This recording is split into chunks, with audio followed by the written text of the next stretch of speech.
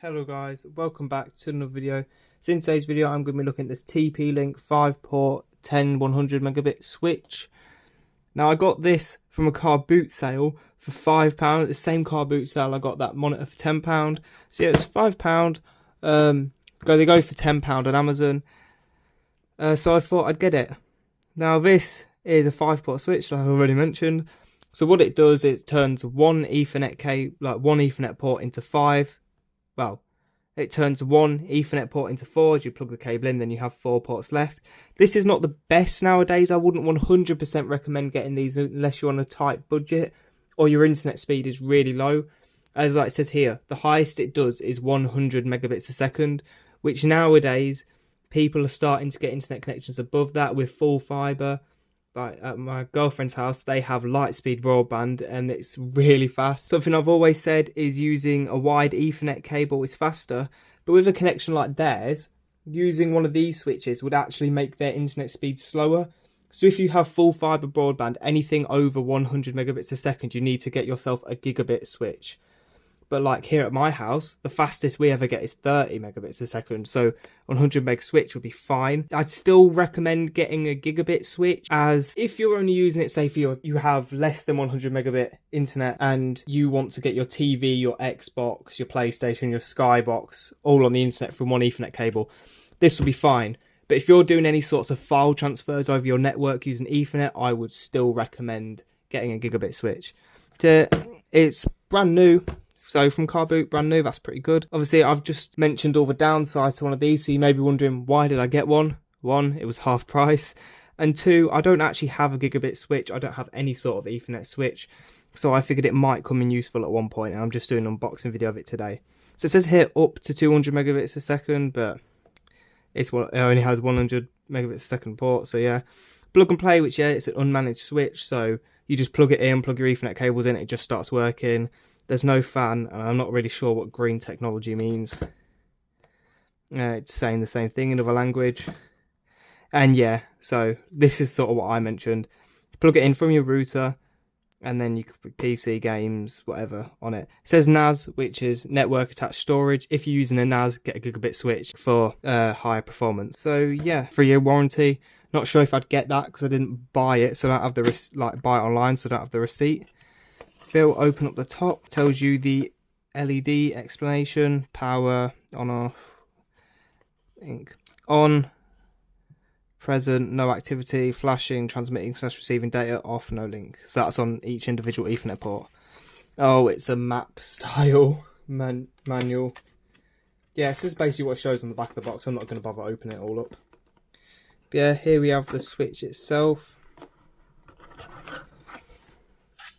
Yeah, there's your power on the side. It's a bit annoying that it's on the side because it means like there's cables coming out 2 sides. I'd rather them make it a bit longer and then have that port on the side so it's a bit more sleek. But yeah, it's just cheap plastic. As you can see, it doesn't have all the Ethernet pins. That is just because it's only 100 megabits a second, so that's all it needs. So they've done that to make it slightly cheaper, which is not a bad thing really, because it means it's not as much money to buy. We'll open up this bit here. Then in the bottom, we have our power adapter, still wrapped up, which is how we know it is brand new. There's not really a lot I can show this. There's not really much setup. It's just plugging in cables and it starts working really. But I will plug it in and I'll actually replace my router with it to show like what sort of setup it would work in. So here's my router in my room. So now basically, as you see, I use the Wi-Fi on it. For some stuff, my phone mainly just connects to our BT discs we have around the house. So power, this red Ethernet cable goes for my power line adapters. I have a video on the power line adapters and this router. I'll put them in the description on cards. But what it does is basically send Ethernet through the electricity, and then this blue cable runs underneath my radiator to my PC. Then this green one goes to my Xbox, which is currently not in here actually, so that cable goes to nothing. And then the white cable goes to my TV. So I only use a couple devices on the Wi-Fi on this, so this basically is just an Ethernet switch for me. But this is gigabits, this is actually better than this. But I don't do any file transfers and I don't have over 100 megabits internet, so it doesn't really make a difference which one I use. But this one is better and it has Wi-Fi. and some stuff's connected to that, and it'd just be more of a hassle to switch, but I'm just going to show you it in the video. So this is more just for spares in case I need it. This LED on the top is green, so that means it's getting power. And then I'm just going to unplug all the leads out the back of the router. So like I mentioned, the red one brings the internet in, so I'll plug that into port number 1. Not flashing, which means there's no activity happening. If I plug in the white one, again, it's not flashing, so nothing's happening. I plug in the green one, nothing happens because there's nothing on the other end because the Xbox isn't in here. And I plug in the blue one, and that is flashing as the PC is on. There you go, all plugged in. It's quite a small and light device, which means like the Ethernet cables are actually heavier than the device, which means they can easily drag it around and it won't sit where you want it to. But yeah, for my internet this would actually be fine. But I like the Wi-Fi, and it's nice to have gigabit if I need it. But I'll just go to my PC here to show you that it is working. So I've got speed test up, and we'll see what speed I get. It should be my full speed as I get below 100 megabits a second. Yeah, that is about the best speed we get. So, like I said, this would be fine for my internet. Don't really need gigabit. So that's why I bought it, because I thought it might come in handy at some point if I ever need it. Because there's only one set of people I know that have over gigabit internet.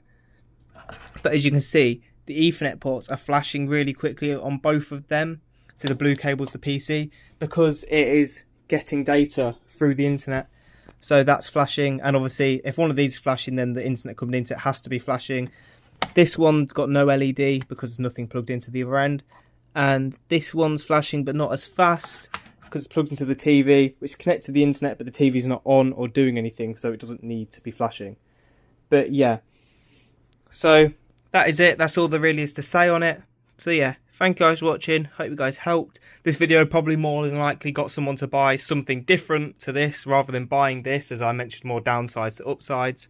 The only upside really is that it's cheaper than getting a gigabit switch, but getting a gigabit switch is more future-proof, so I'd still recommend getting one of them, just in case. But yeah, thank you guys for watching. Hope you guys enjoyed the video, and hope you guys come back for another one. Bye.